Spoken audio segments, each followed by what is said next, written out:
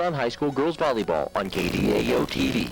Coming up tonight, a video replay of a volleyball match played on Tuesday. It's Marshalltown versus Urbandale. Chuck Carpenter and Bob Gaskill will bring you the play-by-play. Marshalltown High School volleyball versus Urbandale is being brought to you in part by Marshalltown Medical and Surgical Center and Oktoberfest, Marshalltown's Family Fall Festival, September 23rd through the 26th. And now, MHS girls volleyball versus Urbandale on KDAO TV.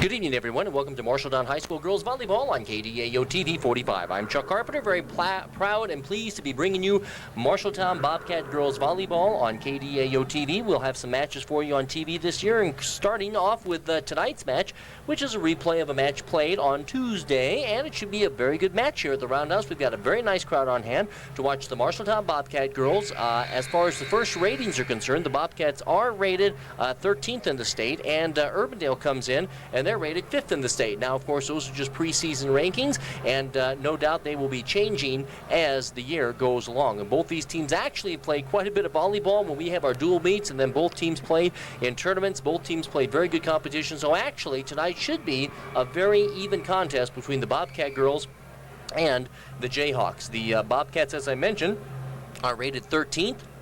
And Urbandale, they are currently rated 5th in the state. Both teams have quite a few players back from last year. And we're about ready to get it on here with Bobcat Girls Volleyball. And I'm joined on the play-by-play by Bob Gaskill of Marshalltown. And Coach Gaskill, we're going to get to the starting lineups here in just a little bit. However, Coach Westendorf, the Bobcats are coached by first-year coach Terry Westendorf. And she said that the Bobcats, in order to win tonight, we have to be a little more consistent in our passing. And everybody tells me passing is just a big, big key, and that's something that's got to be there every time, because if the passing isn't there, then the rest of it won't work, will it, Coach? Well, that's exactly right. If you can't get a pass up there, you really limit what you can do offensively. Sometimes the Bobcats have struggled with that, and it would be nice if you're a Bobcat fan to beat a team that's rated a little higher than you. Now, the Bobcats have played good competition, and of course they're introducing all of the girls here. The Bobcats started out the year by beating Dowling. They got 3rd in their own invitational. They beat Southeast Polk. Then they went to the Iowa City West tournament. They lost to 15th rated Waterloo Columbus. They lost to number 1 rated Davenport North. They beat Benton. They beat Pella, and they did beat Pella Christian, who is rated 12th in the state. And Urbandale, as I mentioned, they came in rated number 5. They have already lost a couple of dual meets. They lost to Ames in 5. They lost to Fort Dodge in 4. They went to a tournament at Des Moines North on Saturday. They beat Fort Dodge. They beat Boone. They beat Cedar Falls. And then they lost to Iowa City Regina. So, Coach, as far as the thing that playing good competition, I think that's probably a wash, because I think both these teams play some pretty good competition. Those weekend tournaments are really tough, and those weekend tournaments, small schools and big schools go to those, and everybody gets better out of those tournaments, don't they, Coach? Yes, they do, because the competition is, when you get some really good coaching at the smaller school level, those athletes, and they are good athletes, can really excel, and they can really challenge you in a lot of different ways. You just don't have to be tall and big to get the job done. You can get it done by doing the basics very well, and just keeping the pressure on you all the time. Okay, we're about ready to meet the starting lineups. Urbandale has one very, very fine hitter that we're aware of, and her name is Ripperger, I believe, and she's a very, very fine player. And for the Bobcats, we'll kick things off. Tasha Bermudez is number 4. Number 7 is Katie Jo Burgett. Number 7 for Urbandale. And for Marshalltown, number 5 is an outside hitter, Claire Hankin. I've always been very impressed with the way Claire plays ball. And number 9 is Ashley Rawler of Urbandale. And of course, their good player is Ripperger. Bridget Ruff is the setter for the Bobcats, number 7. And you just saw number 10, Michelle Ripperger. and she's a very fine outside hitter. Speaking of fine outside hitters, Taryn Johnston, she's really lit it up so far in the early season for the Bobcats. She'll get a start, and you just saw number 11 there, Kelsey Carados. Jenna Butler will get a start tonight for the Bobcats, 6'3". And number 12 is Abigail Hughes, and she is the setter. So along with everything else, Urbandale has a fine setter back, and that's a nice place to start. That's Laura Loney, and that's number 13, Sarah Debut. So Urbandale, they've got a setter back, and they've got an outside hitter back, and that's a pretty good place to start. And we're about ready to get on with what should be a very, very good non-conference match between Marshalltown and Urbandale from here at the Roundhouse. We've got a nice big crowd on hand here. We will enjoy the national anthem, and then we'll have the play-by-play of Marshalltown and Urbandale on KDAO TV.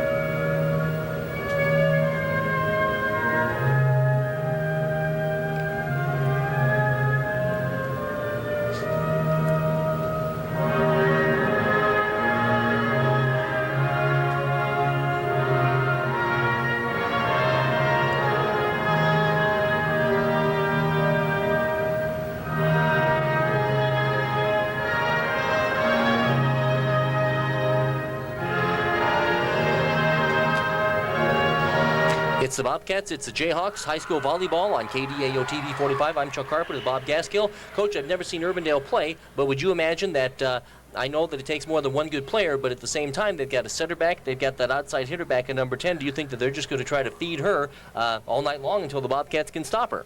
Well, I think that's a very good place to start. One of the things, if you ever want to see someone come back, it's always a setter from the year before, because that's going to help ground your offense, and the hitters start having confidence that the ball's going to get put up to you, so you can come to the net a lot more aggressively. So I think that's what you'll see right away. They got a couple girls that look pretty good size in the middle, so we'll see how she distributes the ball. Coach, your observations of the Bobcats so far, it would appear that the Bobcats have some very good balance. They've got more than one good hitter. They've got actually a couple of good setters in Murphy and Ruff, and they certainly have some good height, and they've been quite impressive, quite respectable this year, even though they have yet to beat a team with one exception rated ahead of them. For the most part, I think they played some pretty good volleyball so far this year, Coach. Yeah, they have. They've got some great talent coming back. They've got with girls moving around a little bit, position from last year, Taryn moving outside. She's a great outside hitter. She's going to put a lot of pressure on teams there. They've got Loney in the middle. They got Bermudas in the middle. And then outside hitters, they've got, with Claire and Taryn in the middle, they've got Tasha and Loney. And right side hitters, they have Jenna. And when they have teams against size, they'll put in other athletes. It could be Busby. We'll just see who they come with tonight. Okay, and it looks like Marshalltown has a little size advantage there as referees check out their numbers. And again, starting will be number 4, junior Tasha Bermudez. Number 5 is a senior, Claire Hankin. Number 7 is setter Bridget Ruff. Number 11 is outside hitter Taryn Johnson. Number 13 is Jenna Butler. And Laura Loney, number 15, is a senior. And as I mentioned, Urbandale, they've got a fine player in Ripperger. She is number 10. They've got a setter back. Other than that, I don't know that much about him. But as you see there, we're going to start this thing up. And, of course, it's 25 rally scoring all the way. Bridget with the set, and it's dinked over, dug up by Urbandale, and there's the outside hit. That was a nice up by Loney. Loney in the backcourt. And Urbandale unable to get that one down. She didn't really hit it hard. Roller just hit it out of bounds. Well, one thing was a little bit surprising. They see they've got Ripperger starting off in the middle back defensively, so they obviously are using her to try to set up their offense. She must be a good passer back there as well as a good hitter. Brianna Hinman comes into the game right away, so Coach Westendorf going right to her bench to make some substitutions. And there is Butler out of the back row. She didn't hit it necessarily hard. It just kind of flew out into the back row. 1-1 is our score. Both these teams rotating at will. Coach, this would be, I can never understand rotations and how many rotations that you have, and that's the one thing that totally confuses me. That's something as a coach you really got to stay up on, don't you? That's right. You have to have somebody on the stat sheet letting you know when you get close to that 18. Well, we talked so much about number 10. I didn't think about number 13, Sarah DeBurr, and if she starts to hit, that could be a pretty good 1-2 approach for Urbandale. And Urbandale leads this thing by a score of 2-1. And there's Ruff and a block, and Urbandale digs it. That was a good job. Coach, that time, Bridget tried to knock it over, but she had a little too much height there. I think number 13 again, DeBurr, messed that play up for the Bobcats. That's some pretty good height they have in the middle there with DeBurr, and of course that allows their big hitter, number 10, Ripperger, to play in the back row. They called the back row attack on Bridget there. They played before.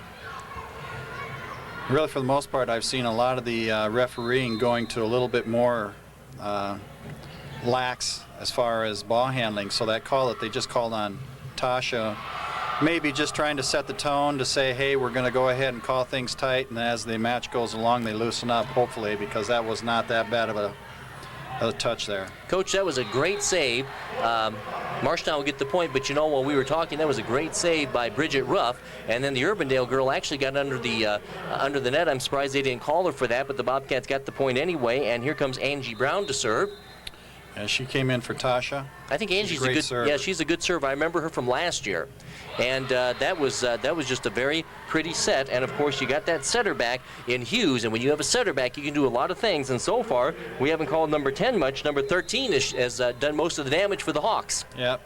Michelle Ripger is just coming to the front row right there, so we'll see what happens now. Coach, was that just a little bit of a lack of communication? Coach Westendorf calls a timeout, and Coach Westendorf has said, and I know a lot of coaches say this, you know, her girls do a very good job of communicating when things are going well, but when things don't go so well, it's even more important to communicate and talk on the court, and that time I don't think the kids did that. That's exactly right. They just kind of opened up and looked at each other and assumed that the other person was going to get it instead of just talking. Well, and the other thing is, too, I think the Bobcats have some good height at the net, and boy, I can't remember too many blocks they've had at the net. Number 13, DeBurr, her balls have just went over the net, and they've been unmolested in the front row, so to say. Yeah, the last hit she had was more of a quick set, and we were not ready for it at all, so we'll see if we start making adjustments there, start lining up on her, and when she goes up, we go up. Okay, this is Ashley Rawler. Urbandale rated 5th in the state. They have lost some matches, but they played some good teams, and they did beat Fort Dodge in a tournament, and they lost to Fort Dodge earlier in the year. Okay, Ruff with the set. And there is Loney, and Urbandale can't get to it. So Loney, that's Laura, from the outside. Lindsay Murphy comes in, and Allison Burby comes in. Busby, sorry. You think I can read my own writing, Coach? You see my notes. So Busby comes in, and Lindsay plays very well off the bench, by the way. Urbandale tips it. Murphy gets to it. And a good block by Urbandale, but it will go out of bounds.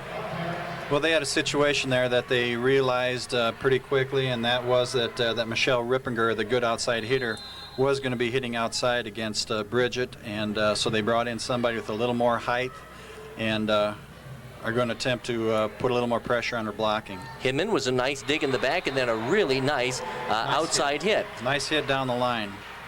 I think that was by Claire, wasn't it? That was Claire Hankin, yes.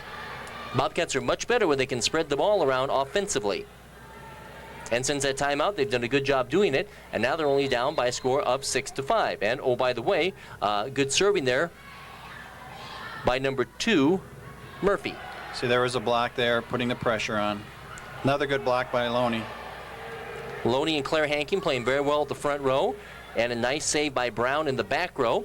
Some good volleying here, and another good block. Kids have done much better than that. And good 4 job. hits called. And, Coach, the Bobcats did the job on their 2 best hitters. They consistently blocked. Allison did a great job there of putting the pressure on, getting up there and blocking against her. Now it's 6-6, so after that timeout, the Bobcats have come back to tie this thing up, and it's knocked over and into the net.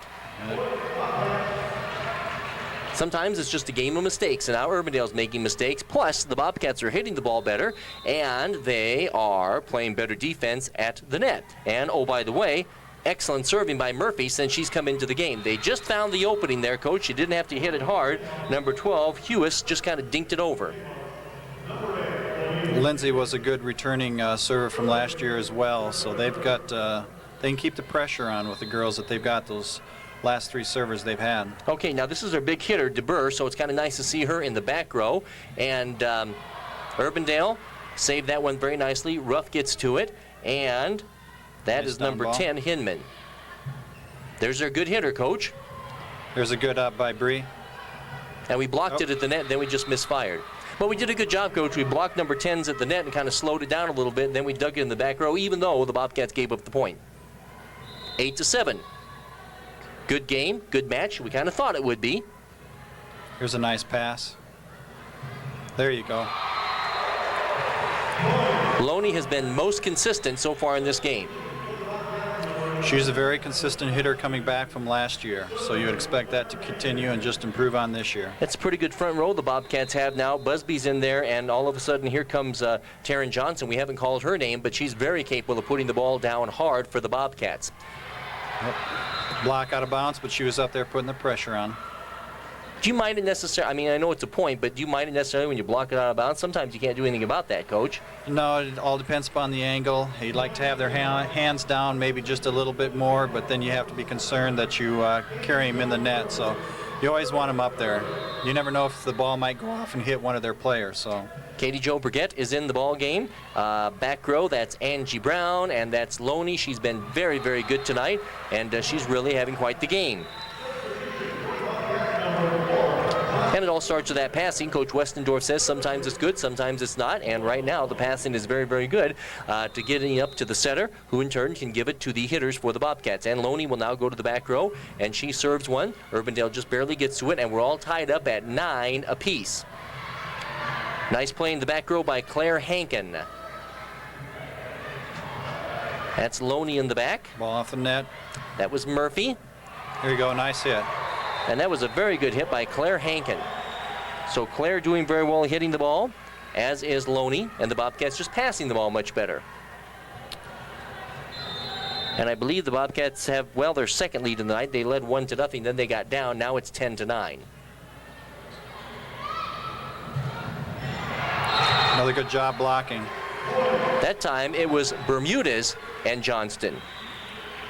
Right now in the game, the blocking is making the difference for the team because they're putting up that block, making it tough, and giving their defense a chance. 11-9 is the score. The Bobcats opening up a lead.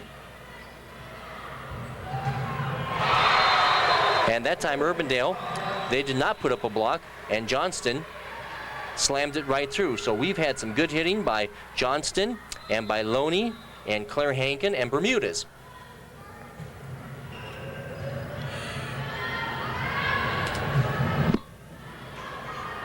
Oh, nice save by Tasha to get to the ball. And that was some pretty good stuff. stuff. Block by Tasha. And that was some good stuff by Loney, too. And there's Johnston, dinks it, and that will be inbounds. Close play, but a good call. Right now, Urbandale is having the same problem we did initially, and the passes are off the net, so it kind of takes, they're getting taken out of their offense. Plus, the Bobcats are really spreading it around, and I'm sure it's hard for Urbandale to play defense because the Bobcats have 4 hitters that are really doing a good job with it. In Hankin, Johnston, Bermudez, and Loney. It's 13-10. Finally, a side out and a point. This is Rippinger. They're a good hitter, but she hasn't been too much of a factor tonight. The Bobcats have served, received very well with the one exception. And that was a free ball. And I think they're going to call the Bobcats. I thought maybe they're going to call the Bobcats for being over the net. That was close. It's hard to tell if she was in their net or not, but that's why they have the whistles, and they're so close. They never make a mistake. In comes, that's very nice of you to say that. You've mellowed since you've retired to the broadcast booth. Ruff comes in, Butler comes in, and there's Bridget, and she serves. And that's going to be a tough one. Butler gets to it.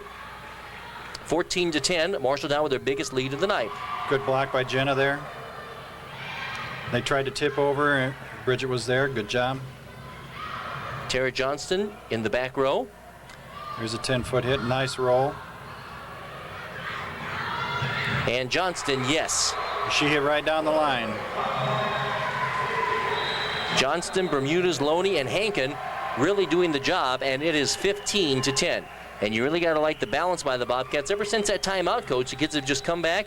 And I know that the hitting, is something that always attracts the people. But you said the big thing that turned this around was just simply the defense played at the net against their good hitters. That's right. Quite often when you're playing at home, there's a little nerves because the fans, your friends are there. So you kind of start off a little edgy.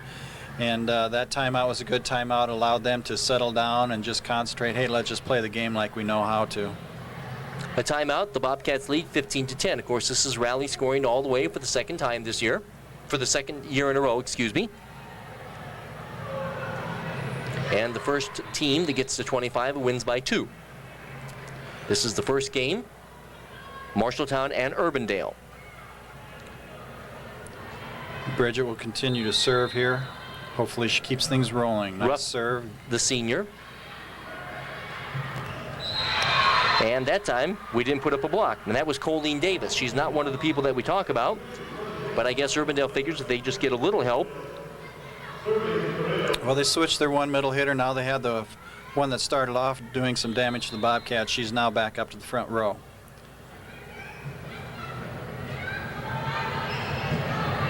And that's Sarah DeBurr, number 13. And it looks like she's going to get the ball now. And a great nice block. And again, that was Bermudez and Taryn Johnston. Bree will come in. Bree's got a really nice serve. She can get started on that thing. Brianna Hinman. She is a senior, and she deep. lets it go out of bounds. 16-12. The Bobcats coming from behind. Urbandale hanging around. And this is Hughes. I believe this is their setter. Yeah, the setter will go to the back row. That means now they have 3 potential hitters up front. Was there a touch? And it No goes touch. out of bounds. Gonzalez just looked a little awkward on that one from the start. In comes Angie Brown.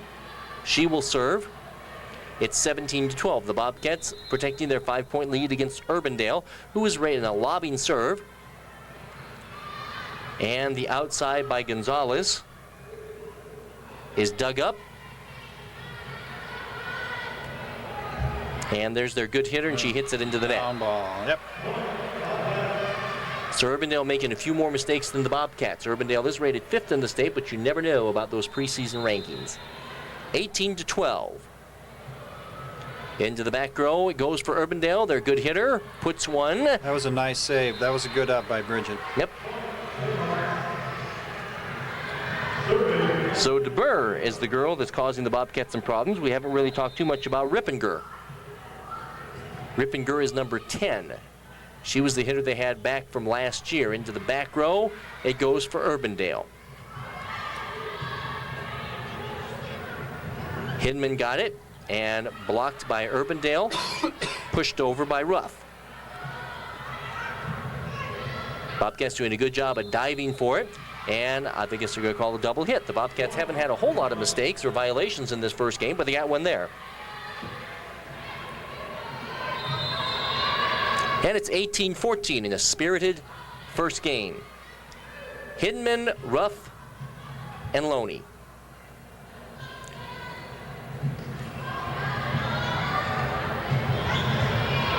Good pass. Good hitting by Urbandale, good passing by the Bobcats, and they got Urbandale for a carry. Urbandale got a little all messed up at the net. In comes Lindsay Murphy. In comes Allison Busby. Coach Westendorf has a pretty deep rotation. It's 19-14 now. The biggest lead for the Bobcats has been 5. Dug up, that was Gonzalez's hit. And way out of bounds by Claire Hankin.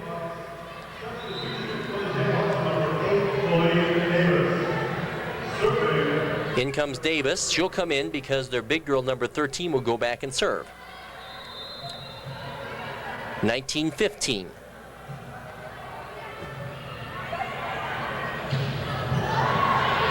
It's a good hit by Loney, but a good block by Urbandale.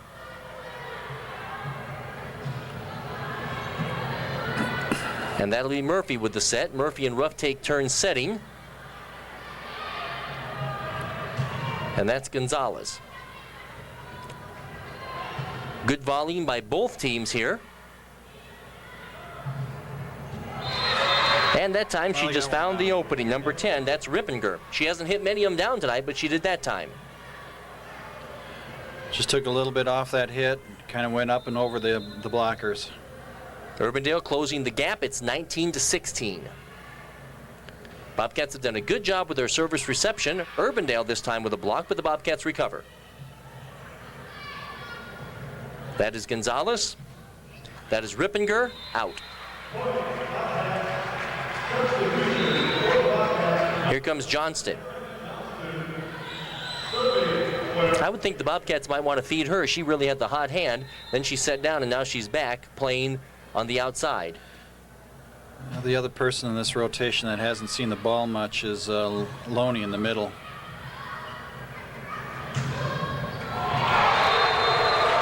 Bobcats got a break on that. It hugged the net and fell on Urbandale's side. But another good hit by Johnston.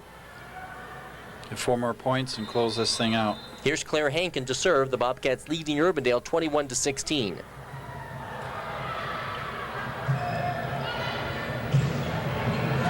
And that was Davis's hit into the back row. And Johnston out of bounds.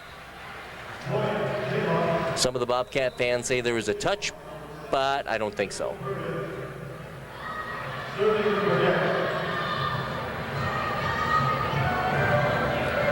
Here's Katie Jo Burgett.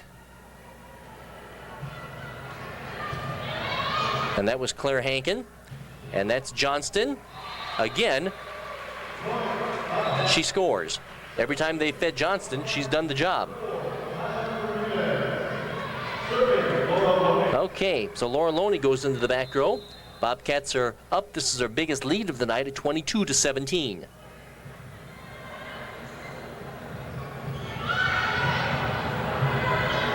And that will be Lindsay Murphy.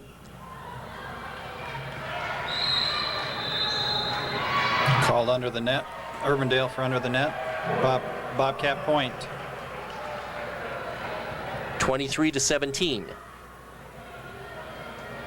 Urbandale had the lead, but then Marshalltown called timeout. They've come back with a vengeance, and it's 23-17. Loney. And there's the set to an outside hitter, but number 10, who's supposedly a good hitter, Rippinger, hits it into the net. So here's game point. Urbandale uses their second timeout just to try to freeze the server. Oh, is that what they do? It's like in basketball? That's where what they try to do. Free throw shooter, really? I never heard of that. You freeze the server. Coach Vopova never told me those things when he was up here. Of course, he's been out of varsity coaching for a long time, so maybe that's a new term. 24-17. Coach, Urbandale doesn't, Marshalltown just looks a little bit more fluid than Urbandale does right now, Coach. And once they got out of those original few points, the Bobcats are doing a very good job. They're passing a little bit better. They're hitting well. Urbandale has struggled as far as serve receiving. If that continues, that may be their weak link that you can try to expose. Okay, game point will try to be served now by Laura Loney. She's had a good game. A lot of the girls have had good games. Been pretty much a team effort here in game number 1. The Bobcats leading 24-17. There's a good pass. Bobcats let one drop on them. So Urbandale stays alive. With Rowley scoring, of course, they get the point. And it's 24-18. Their junior outside hitter that they have, she was all district last year, will be going back to serve now. That's Rippinger. Lindsay Murphy will give a set, and there it goes. And that is game point. I believe that was Tasha Bermudez that put that one down. So the score of game 1, the Bobcats come from behind, and they win this thing by a score of 25-18.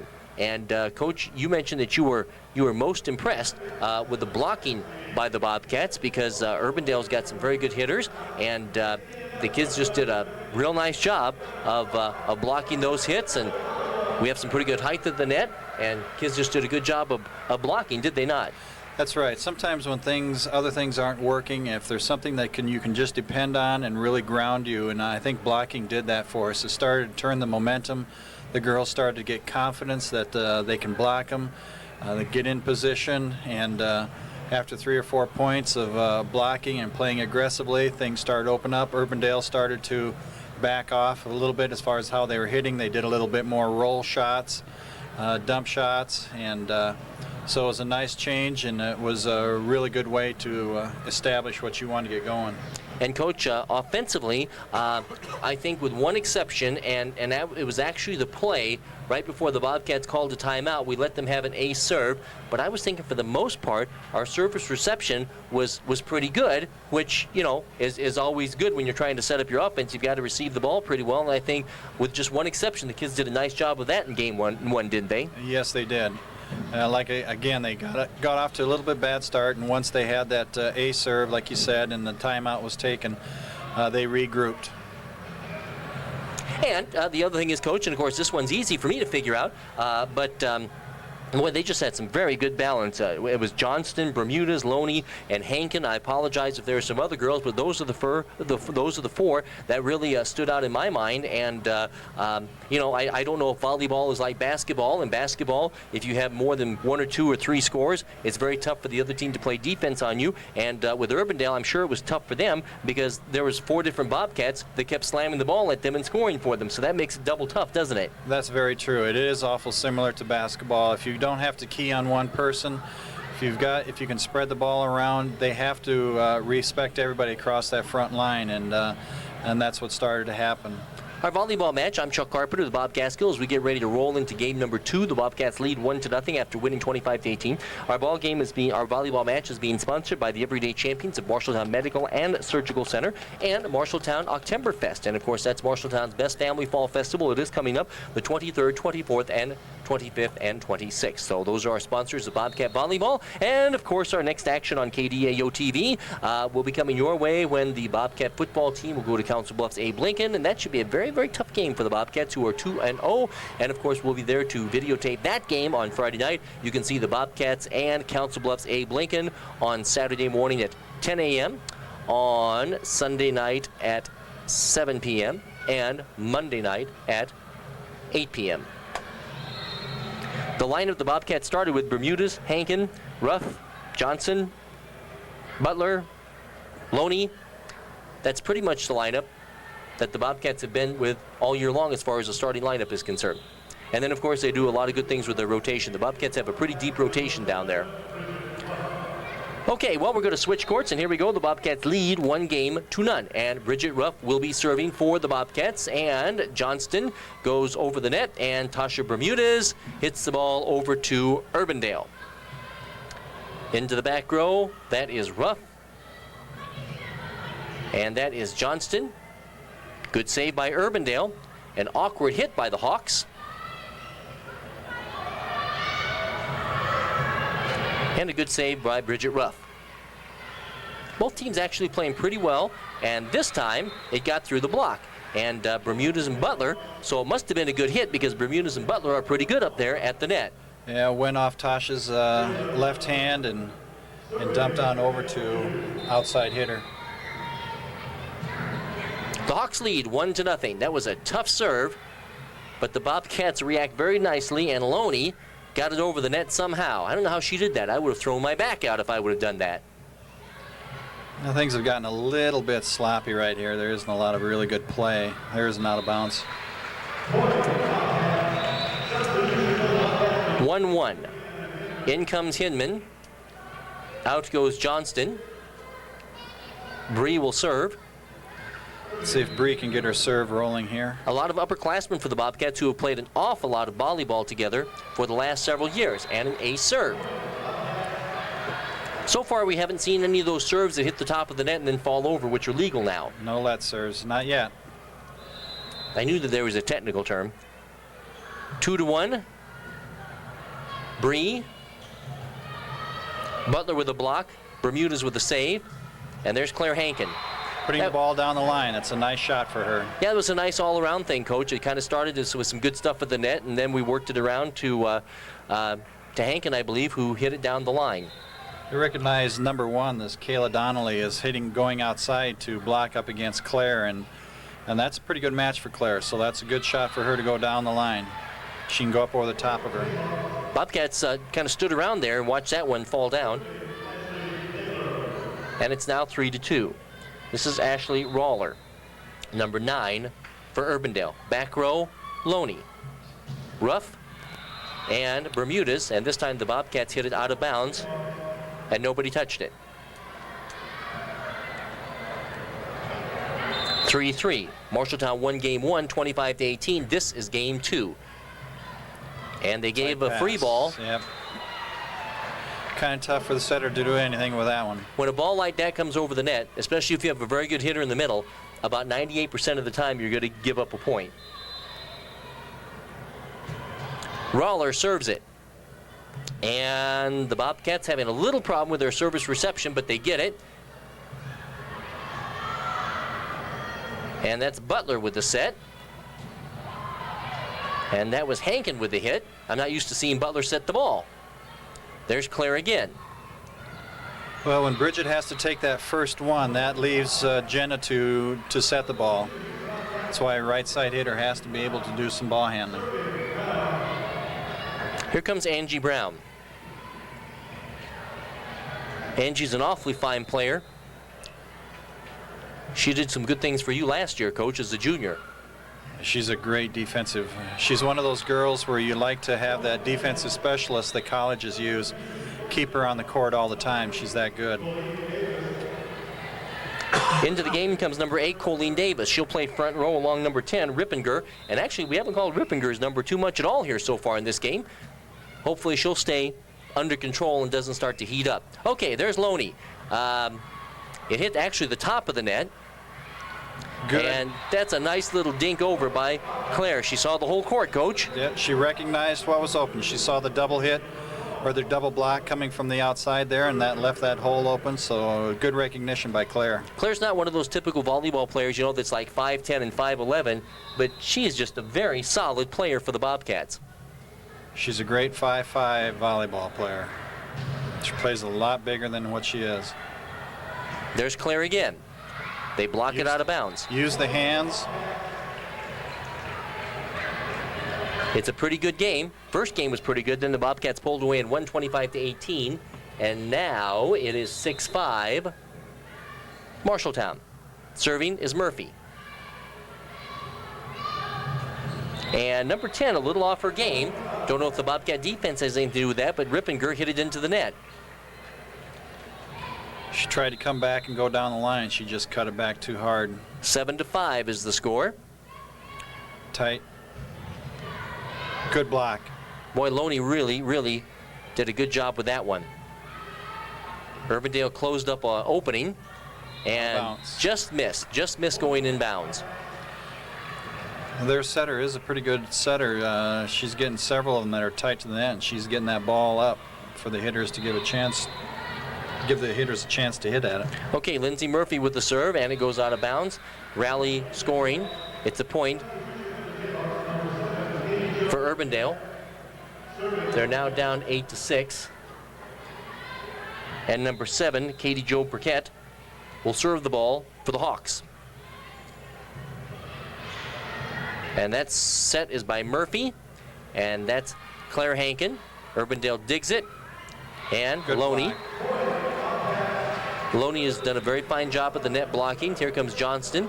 That gives us a real good front row.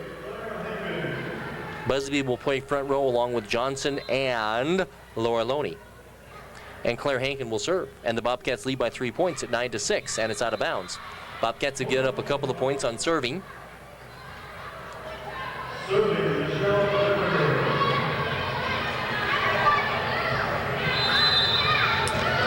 9-7.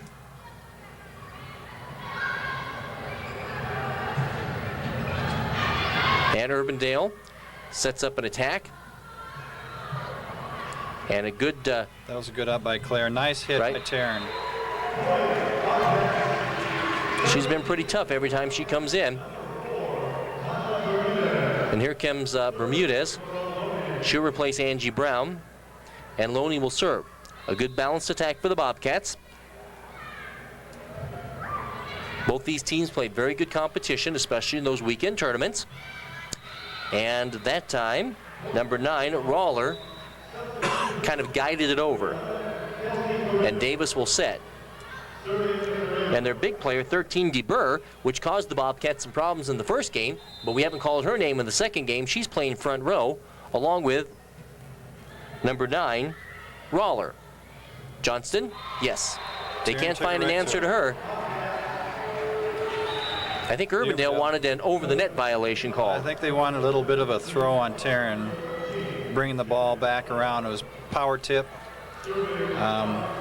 It's a good play. I think in the high school you'll hopefully see more and more of it. It's tough to tell when it's a good power tip and when somebody's actually throwing it. Well, the referees do a fine job, I would say, calling that. They did that. They did on that one. Out of bounds. Point for Urbandale. Urbandale led one time in this game when it was 1-0. This is Donnelly. She's been a pretty good little player when she comes in.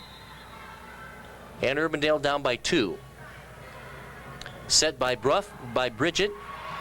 And it goes out of bounds. They just can't get a handle on Taryn Johnston.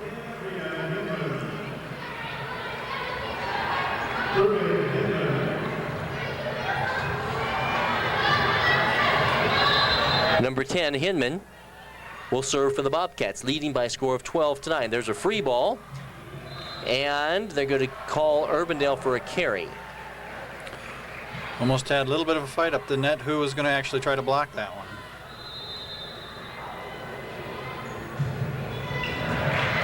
It's a real good serve by Hinman. And it fell inbounds by just a titch. 13-10. Urbandale hanging around. Rawler to serve for Urbandale. Into the net.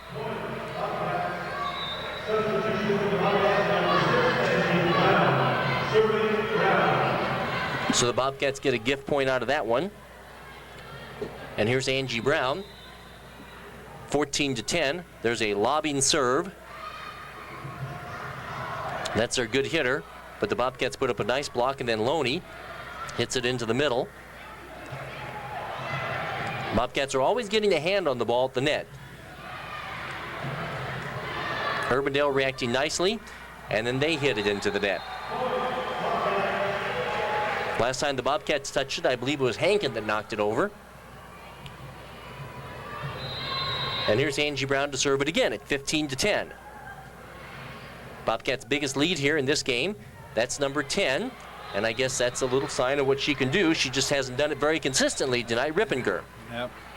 That particular time we were just a little bit late getting into the block, and she was able to take that angle shot. For the most part, we've had that thing pretty well shut down. DeBurr, who's their other good hitter, will serve the ball. That's a good serve, but the Bobcats do a good job with their service reception, and Hankin knocks it over. And they're going to set up an outside hit. Yes, they found the opening. That was Donnelly. Bobcats have not let too many balls drop, but they let that one drop. And now it's 15-12. Butler hits it into the back row. Urbandale, there's number 10 again. And now they push it over. Bridget to Hankin. Free ball coming over. That was Donnelly that hit it over. Something Loney. quick. Good coverage there by the Bobcats. Good volleying by both sides here. That was just a very pretty play, Coach. Found the hole.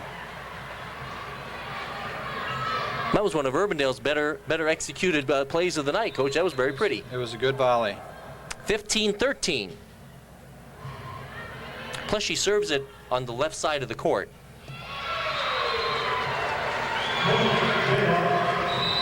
And don't know if that means, and the Bobcats are going to take a timeout.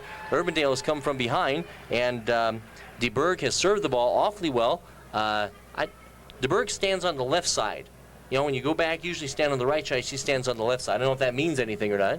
She just feels more comfortable over there. Sometimes just being over there kind of throws it off where the girls are used to seeing people standing, and it can just be a mind game that she's trying to do. And I don't think with Urbandale, and correct me if I'm wrong, Coach, I think, you know, I don't think since Urbandale has made their comeback, I don't think the Bobcats have played that poorly. I just think Urbandale has had some pretty good hits, and both teams actually have done a good job volleying and passing. Urbandale's just got the better of them in these last couple of points.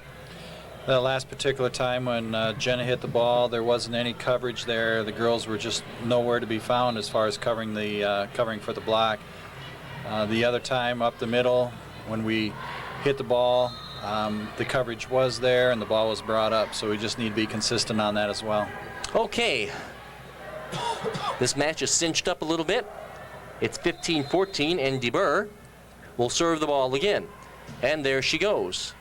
Cross court. Set by Ruff. Loney dinks it over, and they're going to call the Bobcats for being under the net, I guess. Yeah, I'm not sure who they're calling it on, unless they're calling it on Loney. When she came down, she was under. Well, now we're all tied up at 15 apiece. And again, cross court.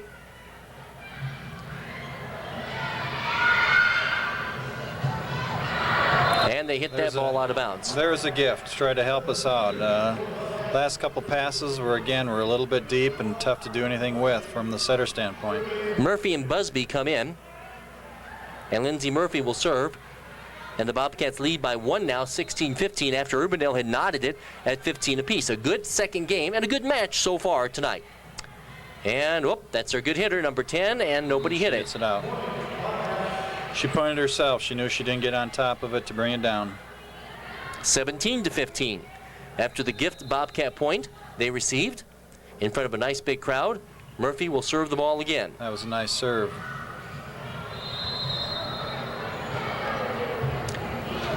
They're going to call a replay? Yeah, the referee thought it might have been outside the antenna, and he just blew his whistle too early. So they're going to replay it. 17-15. Good serving by the Bobcats. And good block, just didn't get him turned down in. Yep. That was Loney and Busby that attempted the block on their good hitter, Rippinger. She's starting to heat it up a little bit here as we go along in game 2. 13, their other big hitters kind of playing middle row.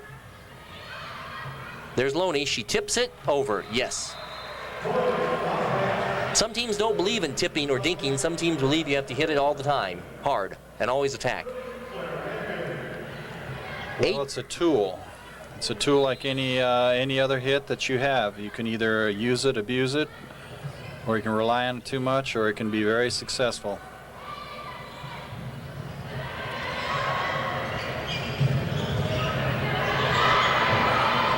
Loney gets to it.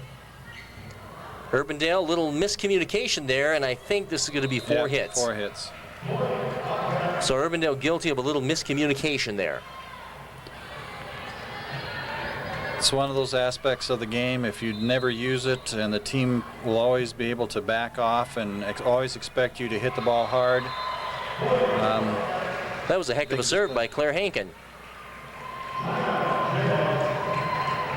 Urbandale takes a timeout.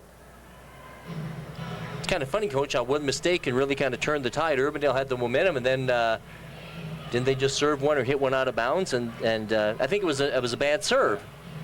That's one of those things about this game. It's all momentum. Well, I've been pretty impressed by the serving in the second game for the Bobcats. That's really been a strength for them. The blocking continues to be good. The hitting maybe not as balanced or as versatile as what it was in the first game, but the serving is very good. The Bobcats picking up a few points on serving tonight. Their pressure serves. They are hitting it hard enough that you've got to be able to pass the ball well, and that's one thing that has really helped the Cats out so far. Hankin with another one. And that's 10 Rippinger. Dug up by Murphy. And it goes out of bounds. That's one of the few ones that Johnston's hit out of bounds. It's probably a tough call for Dad to make there. But you have to be objective. That's right. 20-17. Urbandale gets a point. And that's Loney into the net. Again, just like the Bobcats discovered, in game one, you call a timeout. Sometimes that's a momentum switcher. Laura's looked really good on that right side when she comes in and swings. Brown gets it. Johnson gets it. That was just a pretty good hit put down by Rawler. So Urbandale with a little balance here in game number 2. And now they're down only by 1 at 20-19.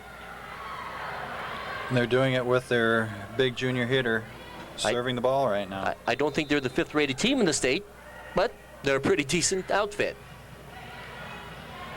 And there's Johnston. They're just going to feed Johnston. And this time she didn't hit it hard. She didn't have to. And Urbandale got all messed up at the net. 21-19. The Bobcats with a 2-point advantage. They lead 1-0. Here in game 2, they lead 21-19. And this is Loney. And that's Burgett. And Johnston into the net. 21-20 is the score. Maybe just a little bit one-dimensional right now. Everything is going outside, outside, outside. I think we need to mix it up a little bit more. Free ball, coach. To help hold those blockers for Urbandale. Does the free ball usually indicate problems with your service reception? Yes, if it's coming over right away, that's usually a pretty good sign. And usually what you want to do is run something quick right back at them. Okay, there's Bermudez. She tried to dink it over. Urbandale gets to it. That's their good hitter, coach, and that was a pretty nice play. But that was a very good hit by Urbandale, and they've got the momentum now. And we see some of their good hitters really starting to heat it up, and now it's 22-21. And, Coach, I think they've done that because I think they've just been maybe a little bit more diversified offensively than the Bobcats. Well, they put some pressure on as far as serving the ball well. They've had some good blocks. Caught us on a couple. We've hit a couple out of bounds that could have gone either way, and they're just starting to get momentum. Just we talked about earlier, momentum is a big part of volleyball. Well, we said we would not be surprised if this thing went the whole 5 games, and Marshalltown won game number 1, 25-18. So now Urbandale leads 22-21. And if you're a Bobcat fan, you really don't like to see Rippinger, who's been held down, start to heat it up. This time out, I'm sure Coach Wessendorf is just trying to get the girls settled down, throw up one good serve receive, get it up so that Lindsay can set the ball good, a little bit off the net so that we can hit it hard. It's 22-21, Urbandale with the lead. 3 points away from a victory and tying this thing up. And that's one of the few times the Bobcats have given up an ace serve. They gave up one in game 1. Now they just gave up another one here. Now it's 23-21. Momentum's on Urbandale's side. Let's see what happens. It's 23-21 Hawks. Thought that was going to be a free ball, and they're going to call Johnston for a carry. Bobcats didn't get many of those calls called in them the first game, but they are in the second game, and now here's game point. Well, I think the coach had gotten to the official and tried to get that power tip called. That, as a player, you can get really frustrated because you don't know what they're going to do. Urbandale hits one over.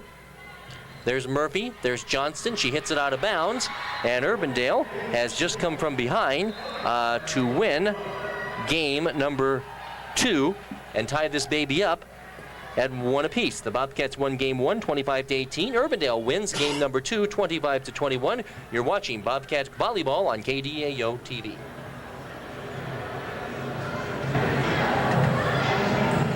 You're watching Marshalltown High School Volleyball on KDAO TV 45. A good match, and it's all tied up at 1 apiece. 25-18, Bobcats won game 1, and 25-21, Urbandale won game number 2. And I'm joined on the play-by-play by Bob Gaskill, and Coach Urbandale just kind of got that momentum after the timeout, and the Bobcats made a couple of mistakes, but for the most part I thought Urbandale just played very good, and maybe the Bobcats maybe got a little predictable, Coach, because you mentioned they hit an awful lot from the outside and didn't really look at the inside too much.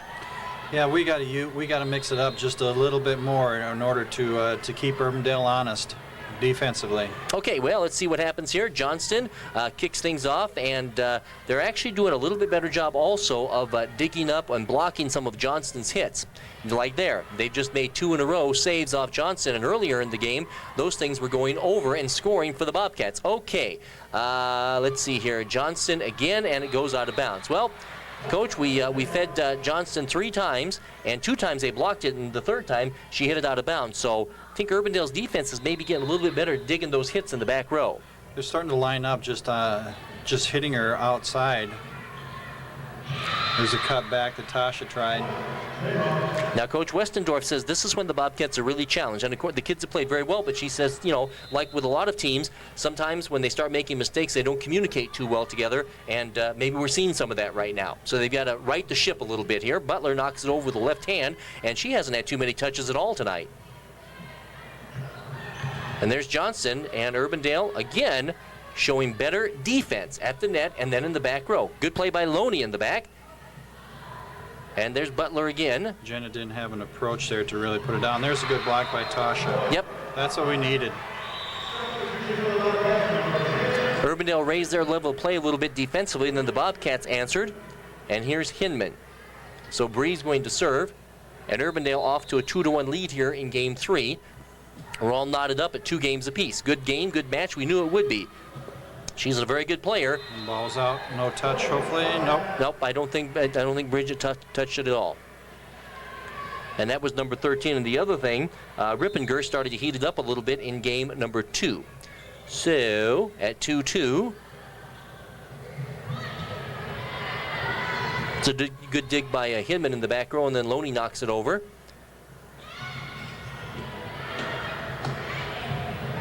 Good play at the net by both teams. Way to get up right away again. But Bermuda's got the job done. Tasha isn't too fancy. She just gets the job done very well for the Bobcats. 3-2. She's quick athletically, so she can get right back up right away. Now Urbandale making mistakes. If there's ever one girl last year that the girls did not like to see serve at them, and that was Bree. She's got a great serve, and once she gets on a roll, she can put a lot of pressure on the defense. 4-2 is our score. See, after a block or two, they started rolling it instead of hitting hard. There's a block, just like that. It's nice to see Butler get involved in the game tonight. She really hasn't been part of the game tonight, so it's nice to see the kids feed her, and she just did a good block there. It's good to see emotion, too. 5-2. Bree serving. She sends a pretty good bullet over. Urbandale gets to it. 13, who's been a little quiet. She didn't hit it hard, but she just found the opening. It was between Loney and Bree. Yeah, Bree's playing up short for that one, so that's really Loney playing swing defense to cover deep down line. 5-3 is the score. The Bobcats on top of Urbandale. We're all knotted up. And Bridget sets up Claire Hankin, and Urbandale gets to it. Another and a good block by Butler. Loney, Bridget, Butler into the back row. Set it deep to the corner. It's a good play by Urbandale, but they're going to hit it out of bounds. There you go.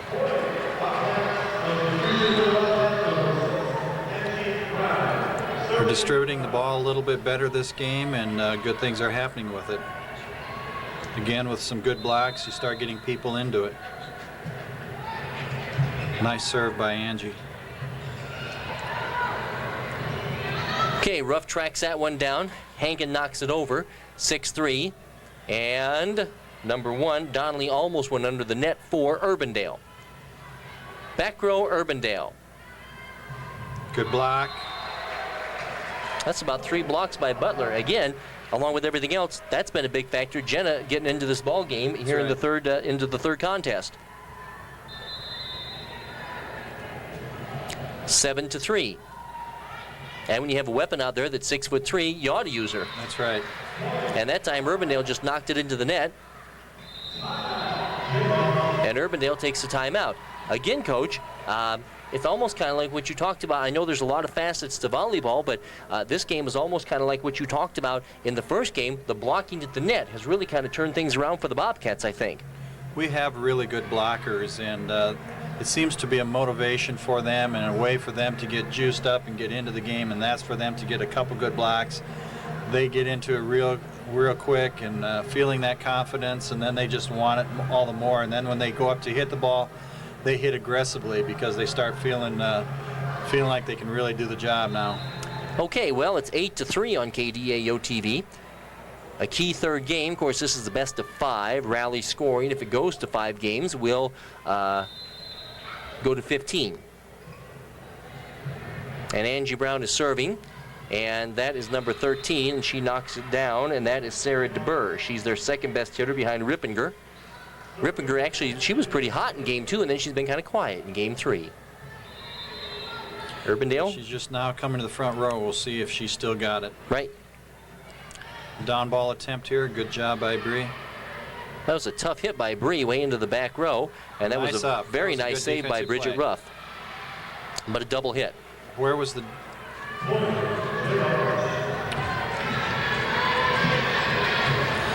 Sometimes when the officials see somebody that doesn't look like they should be a setter, they get to be a little pickier than they do.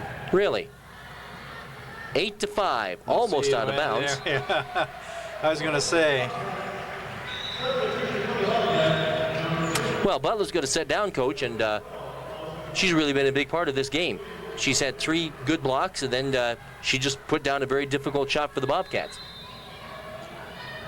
9-5 is our score. Antenna. Yep. Urbandale with some mistakes, and that's number 13, DeBurr. 10-5 is the score. Good serve by Lindsay. There's the outside hit by their good player and a good block, Coach. I think that was Busby and Loney. Good job. They're up there putting the pressure on them. Urbandale with a lot of mistakes here in game 3. Now we'll see if Rippiger starts to go to more of a roll shot. Bobcats would like to rattle a few more points off, but the biggest lead of the night for both teams have been about 5. That was Loney. She had a chance at a free ball, but didn't quite execute. And now Urbandale will tip it over. And good play by number 13. She saw there was an opening. And she saw the court there. Seems to me to be easy to almost get called for a carry on that, or you're pushing it over. Well, as long as you're headed towards where the ball and you're not misdirecting it, most of them will let you go. I'm sure that was something Urbandale didn't want to see, because I think that DeBurr, I don't have their stats, she might be their best server, and we know she did tremendous damage to the Bobcats in game 2, so that was nice to see her mess one up, and then it's a point for the Bobcats, and we don't have to worry about her for a while. That's right. Keep her in the back row. Little deep, little tight. Yep. Coach saw that was trouble coming.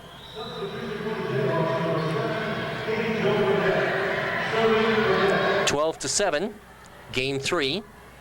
After tonight, the Bobcats will not be playing in the tournament this weekend. I think they get the weekend off. They'll be at Ames next Tuesday. I don't think Ames, and again, that got through the block. I don't think Ames is the team they were last year, but I think they're still very fine. I was a little bit surprised. They lost an awful lot of talent, but the Rolling Story coach that came down and took over for Ames has really been doing a good job. Then the girls go to the Cedar Falls Invitational. That's always tough. And then they host Mason City and Nikki Tierney, who's finally a senior this year. Yeah, Nikki Tierney is done for the year. She blew an ACL, so she didn't know that. She won't even be playing basketball. That's tough, and that's too bad. She was a great athlete for them. She's a great athlete. I know you coaches are. I mean, you always hate to see that. I did not know that she hurt her knee. That's a big loss, because I don't want to say she single-handedly did damage to you last year, but she was pretty tough. She was pretty tough. And then I know that she almost single-handedly beat the Bobcat basketball team a couple times. We had some friends down for the cross-country meet, and they said that last week, that she blew her knee out. That one was a little bit short. That was by Bermudas. That's actually one of the few mistakes that the Bobcats have made here in game 3. They still are protecting a 14-8 lead. Biggest lead of the night, I think, has been 6. And they want a different ball. I assume on a night like this, there's a lot of perspiration on that ball. It's probably getting a little wet. And this is their good hitter, Rippinger. And Johnston. And there is Bermudez. Oh, that was a nice touch. When you get set, brought into the net a little bit in that 3 position, and the defense comes in with you, that can kind of, at times, leave holes right where Tasha dumped the ball to. In comes Butler. In comes Ruff. You never know about ratings, but I know the Bobcats would feel very good to beat a good team like Urbandale here tonight. And Urbandale not too fluid in their movement, and that's too bad. Jennis played very well, and that was a pretty wide open space over there on the floor. The ball rolls across the net. It's a tough thing to do. How do you really handle it? Do you back off and just pop it up in the air? She chose to fist it, and it carried out of bounds for her. 15-10. Pushed over by Johnston in the back row. They're going to set up 13, and the Bobcats get it back. Good play by That's a Loney. save by Laura. I thought at first it was going to go out of bounds. It's a good save in the back row by their good hitter, Rippinger. That's Ruff. Pushed over by Tasha. And a good save by Claire Hankin. Out of bounds. I was going to carry out of bounds. Good volleying by both teams, and Urbandale gets the point. So Urbandale, again, hanging around. This is a key game 3. We're all knotted at 1 apiece. Good match on KDAO TV. Oh, that was tough.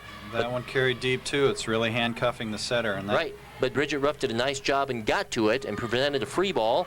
Good block by Tasha. Stay with it until the whistle's blown. Yep, can't celebrate until the whistle's blown. Oh, she tried to dump. Bobcats have not tried too much of that. Sometimes that works, and then it didn't that time, though. I don't think Bridget had done that yet this evening, so that was a good opportunity to try that. Pushed over by Loney in the back row. Chased down by Hughes. Knocked over by Urbandale. Johnston with the dink. Good volleying by both teams here. Bridget Ruff. Looked like they were trying a combination there, but it looked like good corner shot. Looked like Tasha was going to swing around for a slide there, but the ball came in front. It's about 5 very good plays by Butler tonight in this game. 16-12.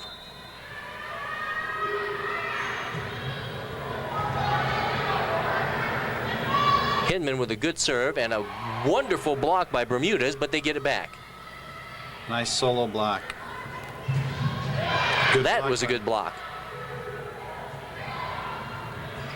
16-12. Urbandale trails. Oh, found the hole. That was a good hit. That was number 13, DeBurr. We haven't called her name much, and she just pounded it into the back row. And that actually was all set up by a very good block at the net by Urbandale. 13, their big gun, one of their big guns, is at the front of the net. Butler again. That's the first time I think that she got set in front of her tonight. 17-13. Angie Brown will serve. Must be a wet spot on the floor. Officials timeout. So they do a little maintenance on the floor. 17-13 is our score. And Angie Brown waits to serve. It's a big momentum. Game number 3.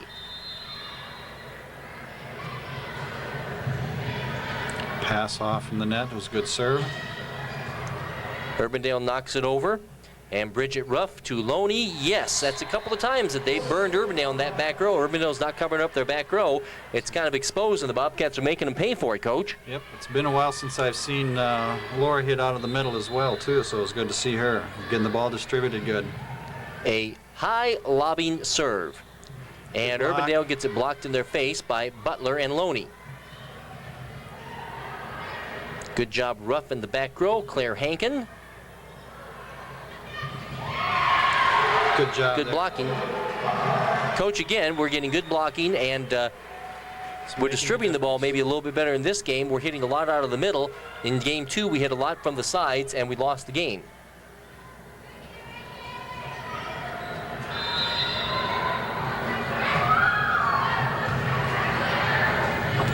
Okay, 19-13, and that's number 1, Donnelly. She's a pretty decent player, even though she's only about 5'4", but she's played pretty well for Urbandale tonight.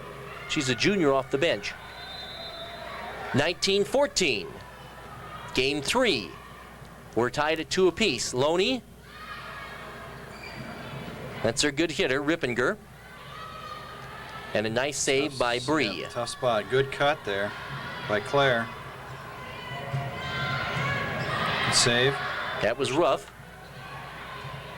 Good volleying by both teams. Uh-oh. Oh, There what a you go. block. Loney's played Nice very block. well. That's 2 good solo blocks right there by Laura back to back. And Butler had a lot of good blocks early in this game, too. So, again, that blocking at the net, Coach. It gets the crowd into it. It gets the kids into it. And it's 20-14 on KDAO TV. Out. Ooh. This time, Marshalltown left the back row exposed. In comes number 8, Davis. And that means that their big hitter, DeBurr, she's a very good setter. Last time, though, she hit one out of bounds. She's probably their best server. Short. Good up. And that's Off the Loney. hands. Loney's really been a force in the middle in game number 2, Coach. Started using her a little bit more. This equals the biggest lead of the night for the Bobcats.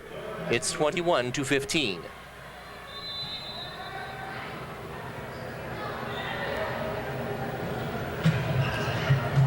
It was a heck of a serve. That was a tough serve.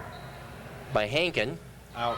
and out of bounds. Barely out of bounds. That was out by a good 2 inches. Okay. And this is Hankin to serve again.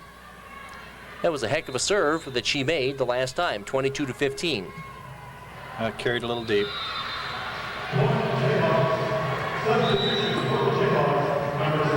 (22-16). Bobcats 3 points away from going ahead 2-1 in this pivotal game 3.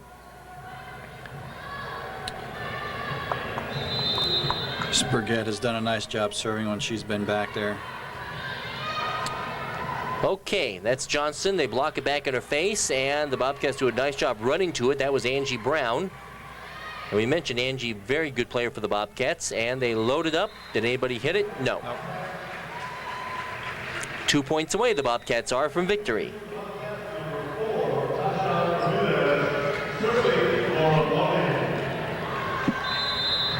Okay, so Loney will serve the ball. Wow.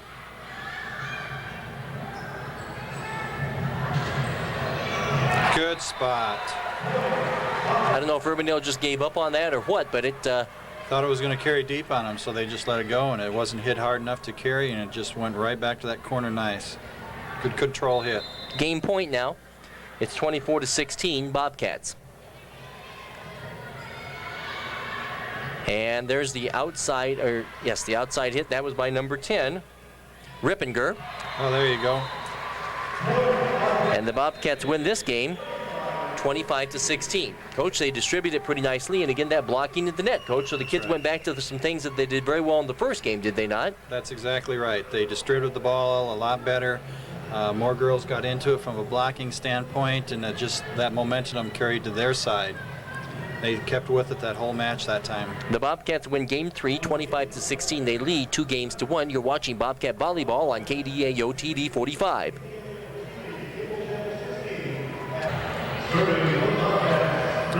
You're watching Bobcat Volleyball on KDAO TV 45. It's Marshalltown and Urbandale. Chuck Carpenter and Bob Gaskill. This is game 4, and the Bobcats lead 2-1.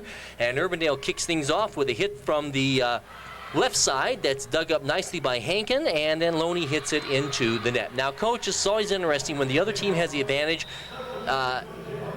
sometimes instead of taking control, sometimes the team that's trailing will always come back and win. I've never been able to quite figure that out. You have the momentum, and all of a sudden the other team comes out and takes over, and the next thing you know, we're tied.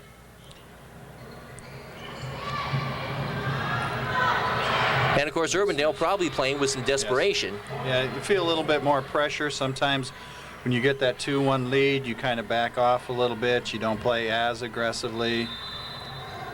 And there's probably not much you can say as a coach to do that. It has to come from the girls. Well, that's exactly right. You can see Urbandale's playing with a little emotion out there because they know if they lose this one, then they lose the match. They get to go home. Out of bounds. And that was Bermuda's. So the Bobcats are down 3-0.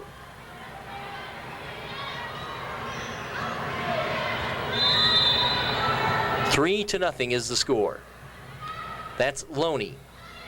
And that's Johnson. Of course, the worst thing in the world you want to do is have the Bobcats start to play tentative, but now they hit it into the net, and that was Donnelly. See if Bree can get things going here with her serve. Bobcats, for the most part, have served the ball very well tonight.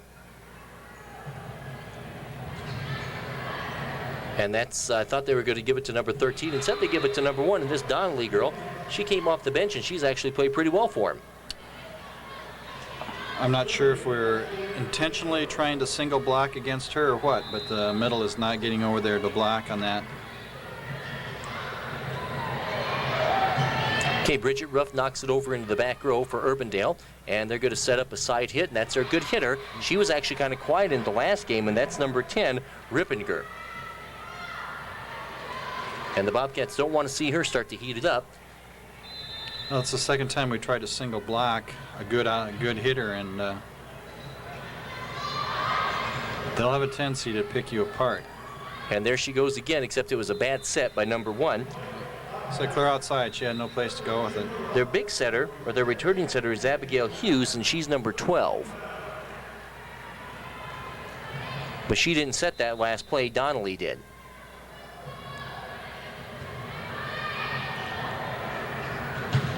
Looks like they're going to try to feed her to try to get back and win this game. Good block by Urbandale.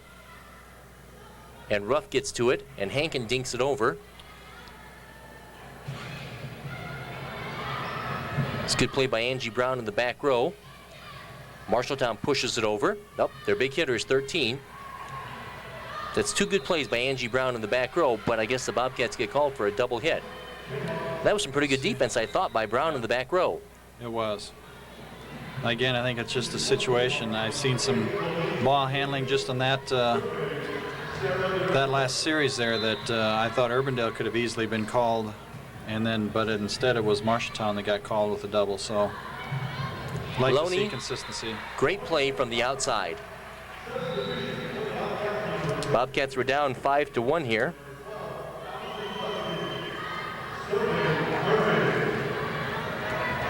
Bobcats won game 1, 25-18. They lost game 2, 21-15. Now they won game 3, 25-16. They trail here 6-3. Hankin pushed it over, tried to find the opening. They covered it up. Their good hitter gets blocked by Loney and Busby. There's Claire.